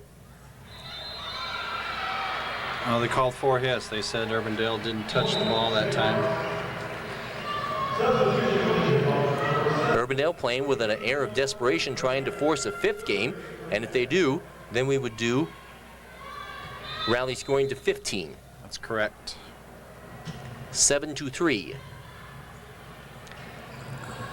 And I'm not sure what happened there. That was definitely some miscommunication, as Lindsay said it, and then nobody went to it, and then it went off Lindsay's back. Well, the ball was set up, and Lindsay ran through the set, and in the process of doing that, she kind of took out who she was setting the ball to, and that was Busby. And that was a perfect example of, again, when we talk about when things are going bad or you have some negative plays, you really got to communicate. Because it's easy to communicate and get along on the floor when you're up, coach, but when you're down, that's the real challenge. Well, that particular play, you don't normally want to have the ball passed to that side of the court. You want to set to the other side of the court, and in that case, since the ball was passed over there, Lindsay had to run all the way outside to try to get to it, and had to run through it in order to get the set up in the air, and took out Allison on the way. So it was one of those things where he really gets back to passing. If your pass was up to where it should have been, your offense can go. See if we can get things turned around here after this timeout. Bobcats were down 5-1. The Bobcats are down 8-3. And this is Burgett, who's played pretty well. She serves the ball, and that'll be Loney. They do a good job blocking her. As the blocking goes, so goes the execution for both teams, it would seem. Because now Urbandale is the team that's blocking very well. And as you mentioned, when you block well, sometimes that boosts your offense a little bit. Gives you the momentum. And now it's 9-3 on KDAO TV. Urbandale trying to force a 5th game here. And there's a dink over, and they get to that. Almost a free ball. And that was just, and Coach Westendorf didn't like that at all. She's pretty upset with her team. And you can almost tell something bad was going to happen there as it got up to the net like that. 10-3 now. Well, that's what you need. You need that to break the momentum. Last time, if Laura could have just seen the double block coming from that left side, she had a gaping hole. She tried to tip right over the middle, and the hole on that side was on the left side of the defense. Bobcats do not want to go 1 and out here. That's their good hitter, but they block it. That was carried. That was a good call. Yep. And Urbandale tried to feed their big hitter, which they should have, Rippinger, but the Bobcats responded, so that was good. And now it's 10-5. And this is Claire Hankin. We have a good blocking front line right now, so let's see if we can get the momentum going. And this time they knock it into the net. So a couple of mistakes, and Urbandale gives the momentum right back to Marshalltown. And that was their, I would assume, their #1 setter hitting that ball, Abigail Hughes. Yes, indeed. Hankin serves the ball. Back row, that's their good hitter debut, and pushed over by their other good hitter, Rippinger. Johnston loads up, but they get to it. And this will be Johnston again. They block it at the net. It's a good save by Claire Hankin. Bobcats just kept going at it, Coach. Yeah, they went back to tearing 3 times there in a row. She found the hole the last time. Bobcats were down 10-3. Now it's 10-7. Nice serve. There's your let serve. That was a rule change from last year, and it worked out to the Bobcat favor. 10-8. The Bobcats were down 5-1, 8-3, 10-3. Now it's 10-8. Putting the pressure on with those serves, and they're passing poorly right now. It gives us a chance to set up offensively. Bobcats doing There's the middle. Yeah, Bobcats doing a nice job also covering up that back row. It's another point. Urbandale got a lot of points in the back row, but the Bobcats doing a good job covering it up. And now Urbandale is going to take a timeout. Wow. What things are different now as compared to when the Bobcats were trailing 10-3, Coach? That's right. They're starting to getting into it a little bit more. Hopefully the girls are talking to Laurie, and if Laura feels as though she has to tip because it's tight, she needs to start tipping to the side instead of right behind the middle. And the girls need to tell her what's open and what's not. Otherwise, I'd like to see Laura just go ahead and crank on it. Bobcats would like to dispatch this team right here and not have to go to a 5th game. Get to that 5th game, you really never know what's going to happen. Can be anybody's game. One opportunity, momentum, and that may be all a team needs to carry them through to 15. That's right. Bobcats doing a nice job of playing catch up here. It was 10-3. Now it's 10-9. Urbandale called the timeout. Usually when teams call timeouts, they come out and score a couple of points. Claire's done a nice job of serving here. She's put the pressure on. She's had a let serve. So now let's see if she can keep the thing rolling here. Bobcats will not play at home again until, I believe, September the 28th. I think that's on a Tuesday, and that's when Mason City comes to town. 10-9, that's our score now. Bobcats leading 2-1. Hankin pops it over, and it's pushed over by their good hitter, Rippinger. And Loney got through the block. There's Rippinger from the other side. Bobcats doing a nice job of covering up that back row. They're just going to feed Rippinger. And Hankins doing a good job with that, but then Bobcats kind of messed that up a little bit. But the Bobcats made a nice little comeback, and now they're only down by 2. Now Rippinger goes in back, so that takes away a threat in the front row for Urbandale. Yep. A carry. Good hit by Loney and a carry on Urbandale. That's the side that Laura's had some really nice hits off from. Tasha comes in. Yep. Got a good front line blocking right now. Let's see if we can keep things rolling.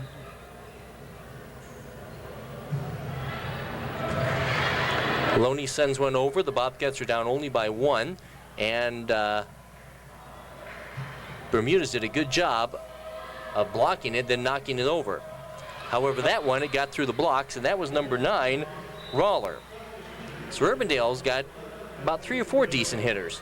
Allison was up on that one. She had the block up. She just didn't get her hands penetrated over the net, so the ball came back down on her side. Bobcats just can't quite get over the hump here with this Urbandale outfit in this game. Knocked over nicely by Johnson, and thought maybe they're going to set up 13. Maybe they should have. That's a good job by Taryn to get all the way to the outside to be ready for that block. In comes Butler. In comes Ruff. Out goes Murphy. Out goes Busby. And here comes Ruff. It's 12-11. Urbandale. That lobbing serve. Oh, that was a nice up by Bridget. That was a heck of a play by Ruff. Well. That was a heck of a play by Ruff, but they get a point out of it. So it goes for naught, and that's Debut. So Debut plays front row now. And it's 13-11. The Bobcats are down 10-3. They still trail by 2. Urbandale trying to force a 5th gain. Johnston, good play. That's a good hit. Urbandale did not offer a block, or if they did, it went right through it. She brought the ball a little bit more down line than cross court, and it helped. This is Bree Hinman to serve. And that is number 1, Donnelly. And the Bobcats have finally tied this thing up.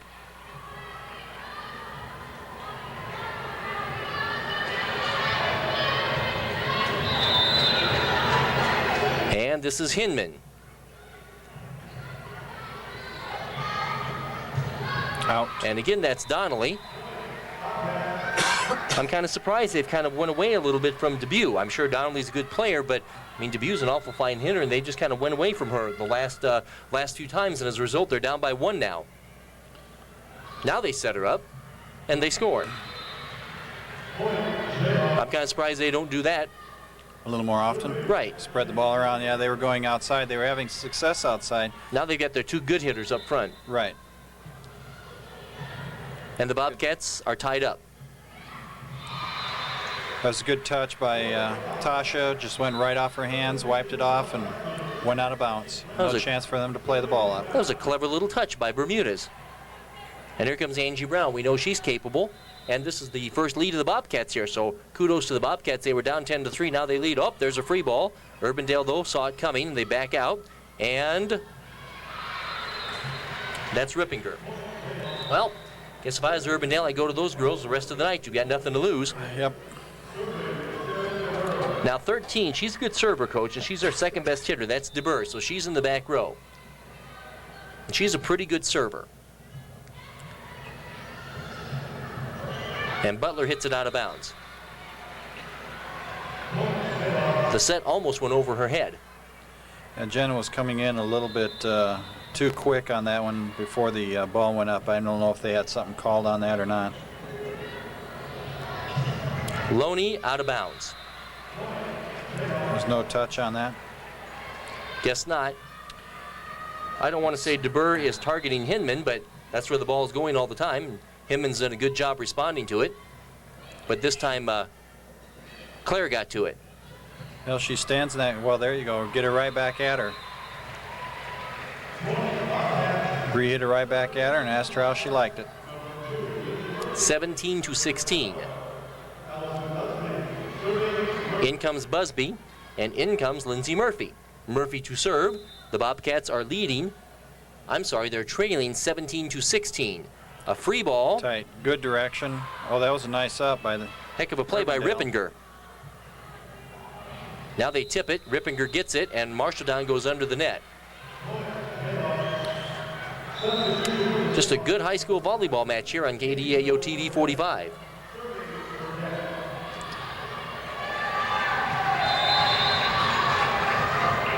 (18-16). Up and over. Loney, There. yes. Nice little short set, and she pounds it over. The Urbandale coach is howling for over the net, and I guess they must give it to her because the other referee, I think the down referee, overruled the up referee, and they gave a point to Urbandale. I didn't see that one. Well, Can we have the replay on that? There's a nice hit by Claire.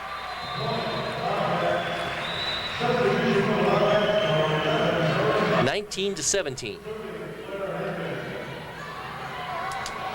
You didn't see that play, huh? I didn't see it. I was following the ball out of bounds to see if it was in or not, and I missed the net action. That's my excuse. Sometimes I expect too much out of you. Down by 2 are the Bobcats. And there is Johnston. See, that was set up last time because they went to Laura on the play just before that, and Laura hit a quick set. This time they faked to her, held the middle hitter, and Taryn was able to hit one-on-one outside, and it made a difference. Bobcats trailing 19-18. That's out of bounds. Nobody touched it. So that's too bad. Usually the Bobcats don't do that. Coach Westendorf calls a timeout. At this stage of the game, Coach, well, and that's the thing with this rally scoring coach.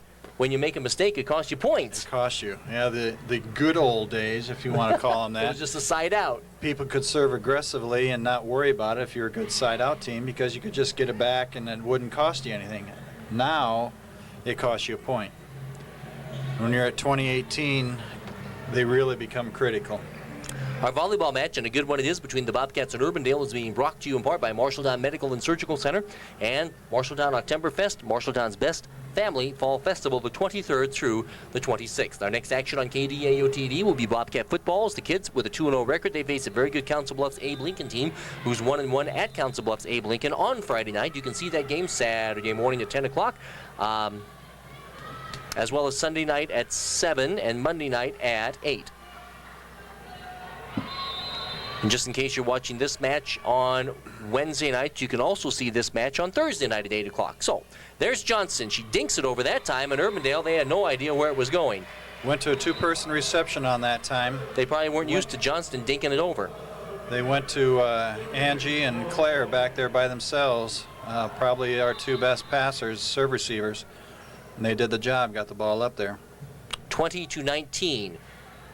That ball I thought was going to go out of bounds, but Urbandale got to it. And there's Loney, and there's Murphy, and there's Johnston again. And they're going to set up a dink over. Good volume by both teams here. Out of bounds. Nobody touched it. Now we're tied at 20 apiece. If the Bobcats win, it's over. If Urbandale wins, then we go to game 5. And this is Loney. Laura into the back row. Went to the middle. And that's Colleen Davis. Haven't heard a lot from her, but she did a nice job there. Well, I'm sure that Urbandale wants to try to get number 10 up into the front row. That's Rippinger. But that won't happen for another rotation or so. And almost an ace serve, but the Bobcats recovered nicely. Johnson recovered nicely there. Good block at the net by Urbandale, but it fell. 13 blocked it, but then she didn't have any help when it fell. Tasha's doing a good job of moving the ball around when she gets up in the air and she pushes or tips it. 21 all. Here comes Bridget Ruff. Bridget will serve. We're all knotted at 21 apiece on KDAO TV. A lot of Urbandale fans from the swimming meet have now come over to watch this exciting volleyball match. 21 all. They set up 13. I don't think that's a set 13 wanted, but that's what she got. And this is Johnston. Back row. From the side. and Johnston under the net or a carry. I guess they could have called either one. Yeah. Turned reached high on her last hit and brought it down well. Now it's 22-21. Urbandale desperately trying to force the 5th game. The Bobcats need a side out, and they need a point, folks. Loney, Johnston. There's the side. That was a good up by Good job by Bridget. The side again. Nice save there as well. Again, rough. Johnston. Uh-oh, that's 13. Good block by Tasha and Johnston. Good volleying by both teams.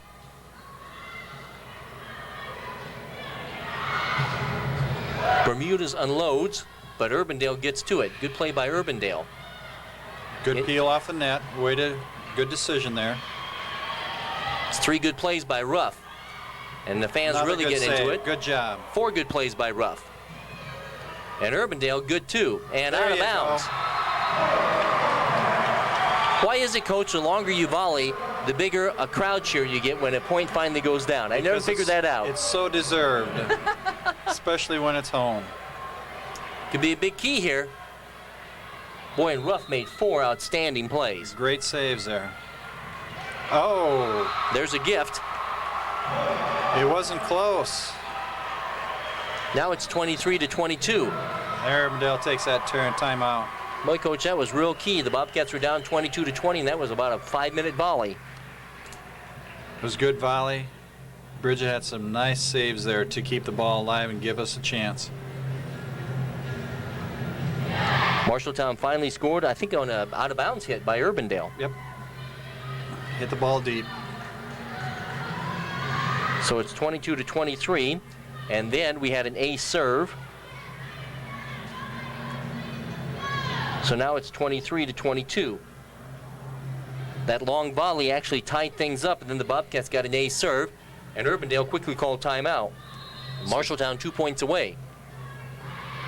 See if we can finish this off here.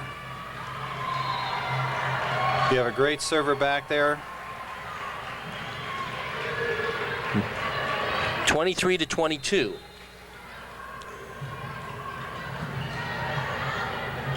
Urbandale feeds 13, tipped, out of bounds. Yeah. If I was Urbandale, I'd go to 13 all night long. Now there's no way to get fancy, and they've got their 2 big hitters up there, Coach. Well, they had a good pass, went for a quick offense to the middle, and we just didn't have time to set anything up. 23-23, that's our score. There's a free ball. See, they've been going to Laura here lately. They've been making her pass the ball. Well, This would be Urbandale one of just... those where it looks like they're just going to hide her back there and use Bree and Claire to pass it. Well, now this is game point by Urbandale here, folks. 24-23. And that's Claire. They knock it over the net. That was a heck of a play by Urbandale. And there's Bermudez. And Urbandale is going to load up somebody. It's going to be number 10. And Short. she found the opening, Coach.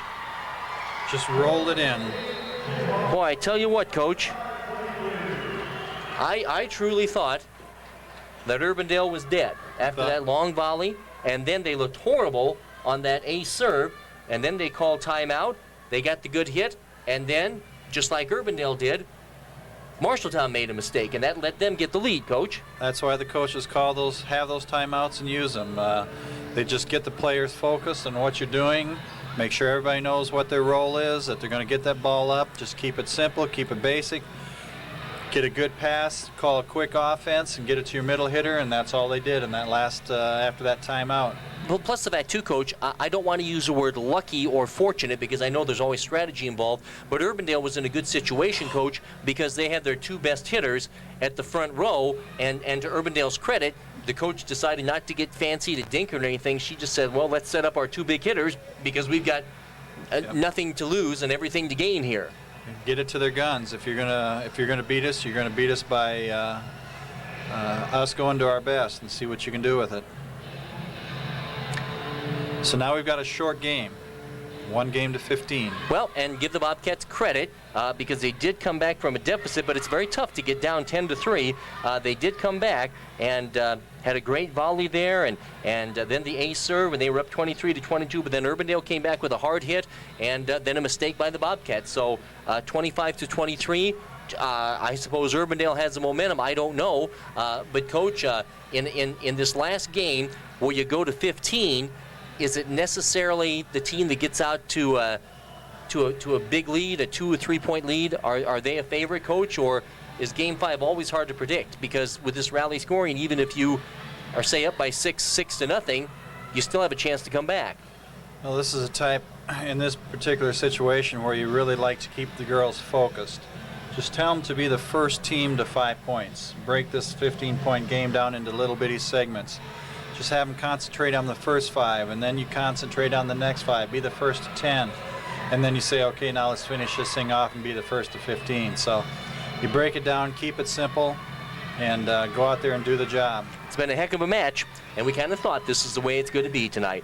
Marshalltown won game 1, 25-15. They lost game 2, 21-25. They won game 3, 25-16. They just got done losing game number 4, 23-25. And as we unfold things, this will go to 15. Rally scoring all the time. I'm trying to figure out, it looks like Marshalltown's going to chose to serve. I guess I don't know who won the toss, but Marshalltown is going to start serving. Do they do a toss in the 5th game? Yes, they do. Bridget Ruff will serve. And number 9, Roller, will hit it inbounds. It's 1-0, Urbandale. Well, if Urbandale run the toss, you did exactly what you want to do. You get that side out, you didn't have to serve, and you got a point off from it. This is where Marshalltown really has to communicate well with each other and do that teamwork on the floor that we talked about. And Urbandale with the momentum now. Urbandale playing some pretty good volleyball at the net, and they lead 2-0. The 5th and deciding game. They send it over. That'll be Bridget. That'll be Butler. And that is way out of bounds. So now it's 2-1. Bobcats need to make some hay here. This is Bree Hinman. She might be the best server for the Bobcats. It's 2-1. There's 13. She's good. They're passing the ball really well. They've had 2 good servers with Bridget and Bree back there, and they served aces to both of them. And they're feeding who's ever hot up at the net. That's right. 3-1. Not the best receiver served by the Bobcats. And they're going to set up number 10 this time. Oh, she put it right down the line. Coach, I tell you what, you know, I can see now, I still don't know if they're rated 5th in the state, but when 13 and 10 have it going on at the same time, they're pretty tough. They get hot.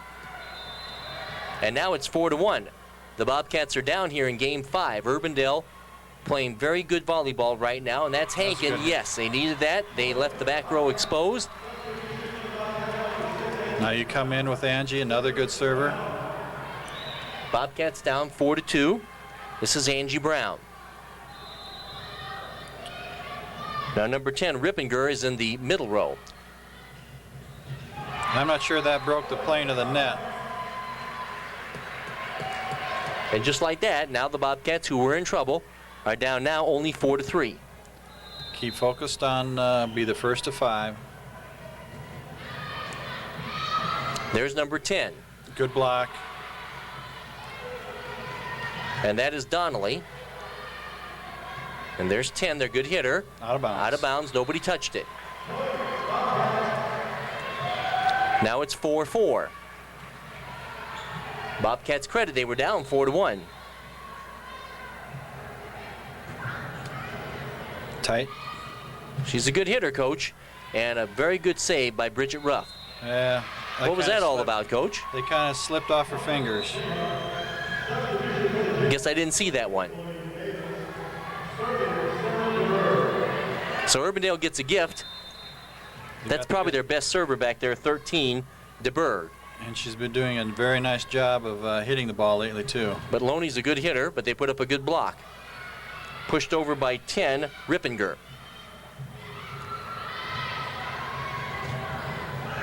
An awkward play. I thought that was going to be an outstanding save, Coach, by Bree Hinman, but as it turned out, Urbandale got a point out of it. Just didn't get it quite high enough.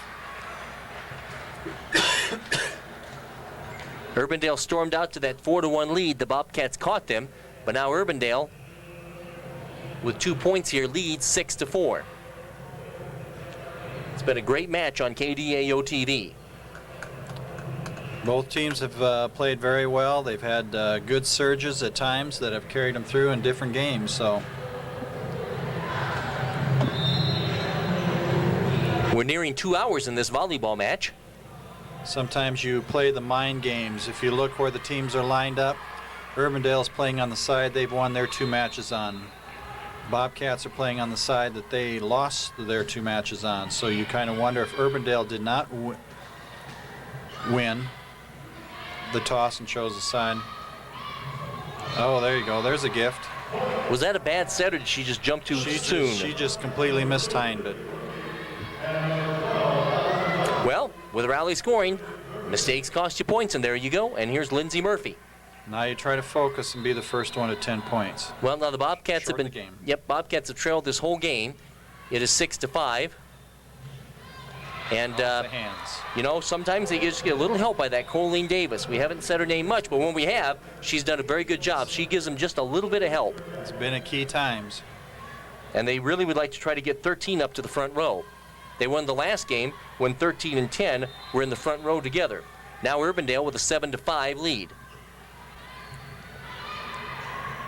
There's Loney from the middle, Coach. Yep. That middle is a good spot for the Bobcats. That was a good mix. We needed to get lower into this. Johnston comes in.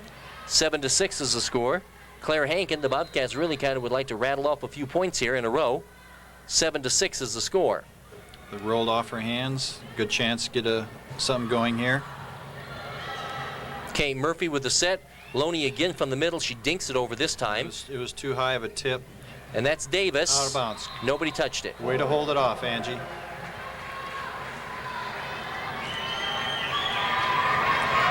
Seven.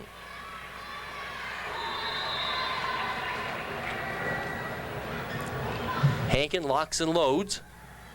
Tight. Yep, that was a free ball. And now Urbandale calls the timeout.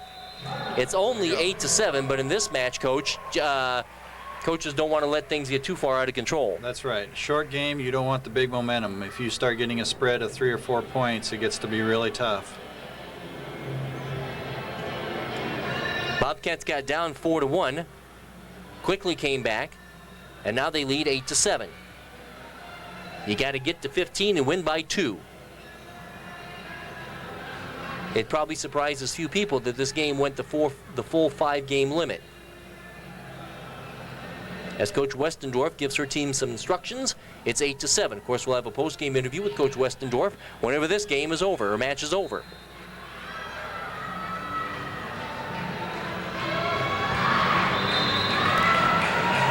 Usually when a team calls a timeout, then they get the momentum back. Let's see what happens here. Urbandale just called a timeout. Last couple times when they've called a timeout, they've ran a quick offense right away.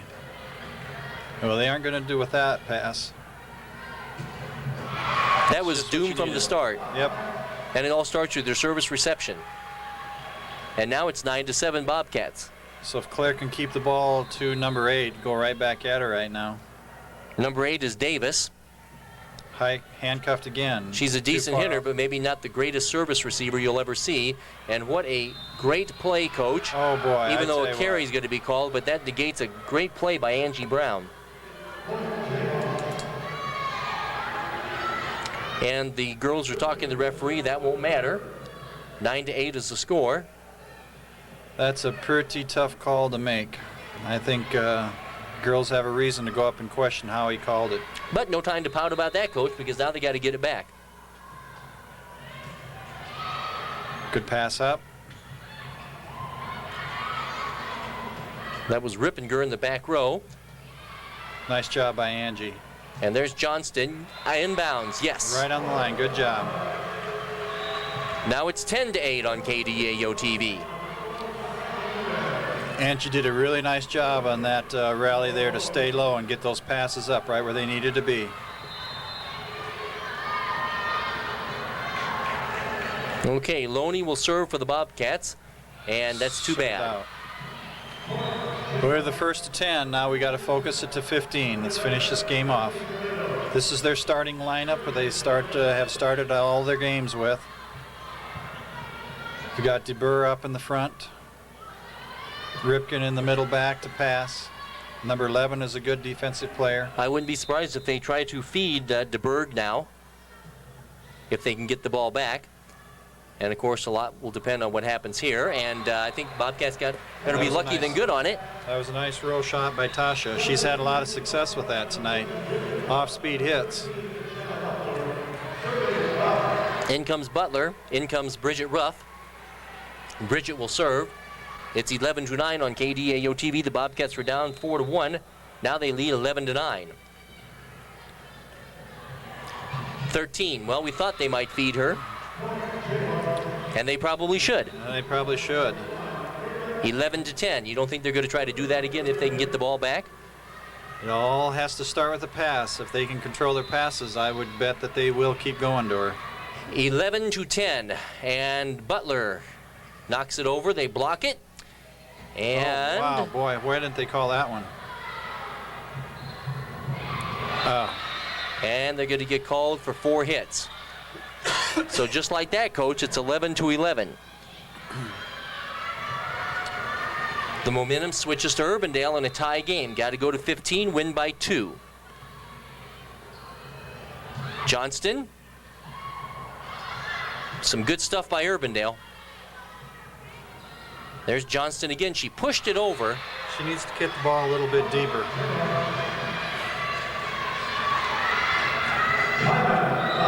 And just like that, Urbandale's got the momentum. She's trying to take it nice and easy and just roll it over, and she just needs to, if nothing else, push it deeper, get it back deeper, make him handle the ball, pass it up there. I guess there's a time to be nice and easy, Coach, but in a situation like that, she's been successful when she just pounds the ball, and now you pretty much better pound the ball when you have the chance. She's trying to play it a little bit safe instead of playing aggressive and going after it. Well, now Urbandale leads 12-11. Urbandale with some good defensive play, plus they're feeding number 13, DeBerg. She's picking up the slack, while number 10, Rippinger, is not in the front row. One more rotation, she'll be up there. That's how they won the last game, when they were both up there in their last rotation. Yep.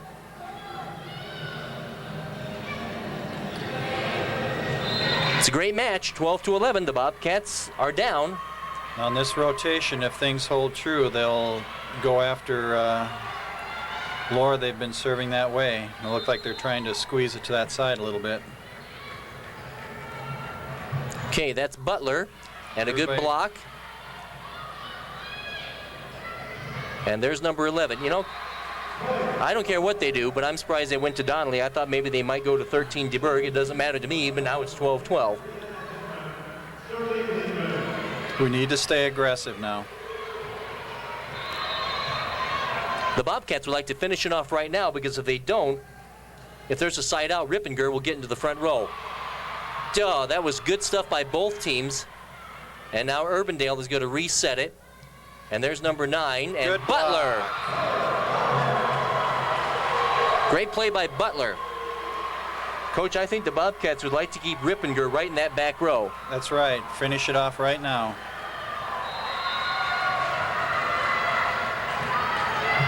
It's 13-12. There you go. And a timeout has been called. That was a bullet served, and it hit Kaderis in the chest. And now it's 14-12. And as we mentioned, Coach, along with everything else, Marshalltown would really like to polish them off, because I just don't think they want to be in a situation when Rippinger moves to the front row to be with DeBerg. That's how they lost the last game, Coach. I think they like Urbandale's lineup right where it is. That's right. One more tough serve by Bree, and we'll get this thing over with. 14-12 is the score. Okay, folks, match point. Match point to be served right now by Bree Hinman. This has been a great volleyball match. Match point. Urbandale down to their last point. It was a good pass. It went to the big girl. They did a good job blocking it. And that's Butler. They push it over. That was Ruff that pushed it over. And number 9, that goes out of bounds, and the Bobcats win a thrilling match. It was a good win for the Bobcats. And the final score there was 15-12. Bobcats deserve credit. They came from behind, Coach, and did a good job with serving there in that last game, didn't they? That last game, that's really what it was. They really kept a lot of pressure on them.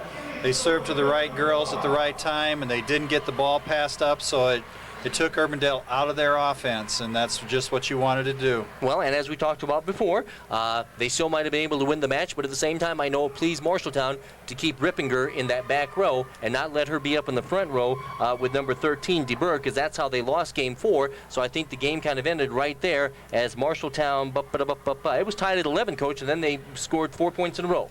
It was the double threat. If they avoided, they just had, for the most part, one strong girl up in the front row, Urbandale, that they had that last time, and when they kept on going to DeBurr, the other 2 girls were not as strong, so it kind of helped you focus one thing defensively, and it made a difference. A great match for the Bobcats. They knock off a team that was rated 5th in the state preseason and a very good team, and Marshalltown wins this 25-18, 21-25, 25-16, 23-25, and 15-12. I thank Bob Gaskill for being on the play-by-play, and we'll have a post-game interview with Coach Westendorf coming up on KDAO TV.